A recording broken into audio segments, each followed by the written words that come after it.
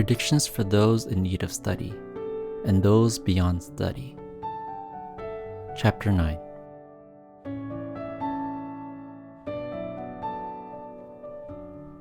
At that time, Ananda and Rahula thought, "We have often thought how delighted we would be if we were to receive predictions for future Buddhahood." Then they rose from their seats and went before the Buddha, bowed with their heads at his feet, and said in unison, "World-honored one, we too should have a share in this, for we go only to the Tathagata for refuge. Furthermore, we are known and recognized by the gods, people, and assurers of all the worlds. Ananda is always your attendant, preserving the treasury of the Dharma, and Rahula is the Buddha's son. If the Buddha were to give us a prediction of Anattura Samyak Sambodhi, our wishes would be fulfilled, and the hopes of the assembly would be realized." At that time, all 2,000 Shravaka disciples, those in need of study and those beyond study, rose from their seats, bared their right shoulders, and went before the Buddha. Single-mindedly, they put their palms together and gazed upward at the world-honored one. Having expressed the same wish as Ananda and Rahula, they withdrew to one side. At that time, the Buddha said to Ananda, "In a future age, you will become a Buddha known as Tathagata, King of Self-Mastery and Spiritual Powers, with wisdom like the mountains and seas. One worthy of offerings, one of right and universal knowledge, one of perfect clarity and conduct, Sugata, knower of the world, unsurpassed one, subduing and regulating hero, teacher of gods and humans, Buddha and world-honored one. You will make offerings to 62 kodis of Buddhas, protecting and preserving the treasury of the Dharma. After that, you will attain Anuttara Samyak Sambodhi. You will teach and transform as many bodhisattvas as the grains of sand in 200 million kodis of Ganges rivers, leading them to realize Anuttara Samyak Sambodhi. Your land will be called Banner of Victory Always Raised. The land will be pure, with Vaidurya for ground. Your eon will be called Pervasive Roar of Pleasing Sound. The lifespan of that Buddha will be countless tens of millions of kodis of Asamkhya eons. If someone were to reckon the number through tens of millions of kodis of countless Asamkhya eons, he would not be able to determine it. His proper Dharma will remain in the world for twice the length of his lifespan. His semblance Dharma will remain for twice the length of his proper Dharma. Ananda, the merits of Buddha, King of Self-Mastery and Spiritual Powers, with wisdom like the mountains and seas, will be praised in unison by all the Buddhas, Tathagatas of the 10 directions, as many as the grains of sand in countless tens of millions of kodis of Ganges rivers. At that time, the world-honored one, wishing to restate his meaning, spoke in verse. Now in the midst of the Sangha, I say that Ananda, who preserves the Dharma, will constantly make the offerings to all Buddhas, and afterward realize perfect awakening. His name will be King of Self-Mastery and Spiritual Powers, with wisdom like the mountains and seas. His land will be pure and will have the name, Banner of Victory Always Raised. He will teach and transform bodhisattvas, equal in number to the grains of sand in the Ganges. Endowed with great, awe-inspiring virtue, this Buddha will be known throughout the 10 directions. His lifespan will be immeasurable. Because of his compassion for living beings, his proper Dharma will last twice as long as his lifespan, and his semblance Dharma will last twice that long. Countless living beings, as numerous as the Ganges sands, within this Buddha's Dharma, will plant causal conditions leading to Buddhahood. At that time, the 8,000 newly resolved bodhisattvas within the assembly all thought, "We have never heard any great bodhisattva receive a prediction such as this. Why should the Shravakas now obtain such predictions?" Then the world-honored one, knowing the thoughts and the minds of the Bodhisattvas, said to them, "Good men, Ananda and I, in the presence of Buddha King ascended in the sky of Dharma, simultaneously resolved on Anattura Samyak Sambodhi. Ananda was always inclined to learning, while I always put forth diligent effort.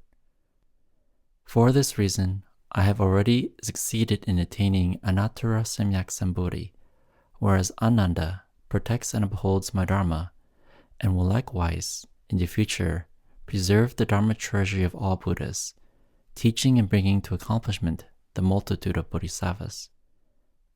Such is his past vow that he now receives this prediction. Ananda, while facing the Buddha, heard his own prediction and the adornments of his land. His wishes fulfilled, he experienced great joy as never before. Immediately, he recollected the Dharma treasury of countless tens of millions of kodis of past Buddhas, thoroughly understanding it without obstruction, as if he had just heard it. He also recalled his past vow. At that time, Ananda spoke in verse. "The world-honored one is extremely rare. He has led me to recollect the Dharma of countless Buddhas of the past, just as if I had heard it today. I now have no further doubts and settle myself on the Buddha's path. Expediently, as their attendants, I will preserve the Dharma of all Buddhas." Then the Buddha addressed Rahula, saying, "You in a future age will become a Buddha known as Tathagata strolling on flowers of 7 treasures, one worthy of offerings, one of right and universal knowledge, one of perfect clarity and conduct, Sugata, knower of the world, unsurpassed one, subduing and regulating hero, teacher of gods and humans, Buddha, and world-honored one. You will make offerings to Buddhas, Tathagatas, equal in number to the deskmotes in 10 worlds. You will always be the eldest son of those Buddhas, just as you are mine now. The adornments of the land of Buddha strolling on flowers of 7 treasuries, the number of eons of his lifespan, the number of disciples he will teach, and the duration of his proper and semblance dharmas will be exactly the same as those of the Tathagata King of self-mastery and spiritual powers, with wisdom like the mountains and seas. You will also be the eldest son of that Buddha, and afterward will attain Anattura Samyak Sambodhi." Then the world-honored one, wishing to restate his meaning, spoke in verse. "When I was a crown prince, Rahula was my eldest son. Now that I have realized Buddhahood, he, having received my teaching, is heir to the Dharma. In a future age, he will meet countless kodis of Buddhas. He will be the eldest son of each, wholeheartedly seeking the Buddha's path. Only I can discern Rahula's hidden practices. He now appears to living beings as my eldest son. His countless thousands of kodis of merit are beyond calculation.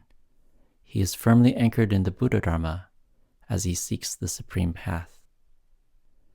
At that time, the world-honored one perceived that the 2,000 people in need of study and beyond study were receptive, still, and pure, and were attentively beholding the Buddha.